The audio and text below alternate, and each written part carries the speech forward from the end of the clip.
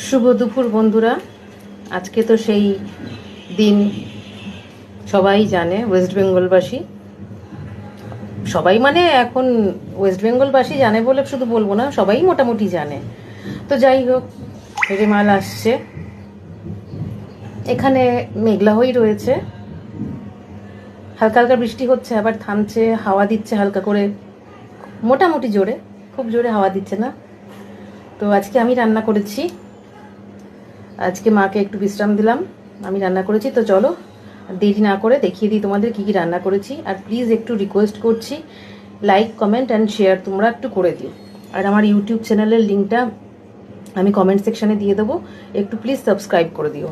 চলো, এই দেখো, ফার্স্ট হচ্ছে শুধু উচ্ছে ভাজা করেছি, ঠিক আছে।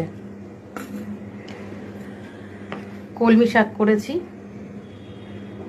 রসুন থেতো করে ফোড়ন দিয়েছি, আর একটু কালো জিরে দিয়েছি, একটু নামমাত্র সর্ষে দিয়েছি, নামমাত্র ফোড়নে। আর করেছি হচ্ছে এই দেখো, দাঁড়াও তোমাদের ভালো করে একটু দেখাই।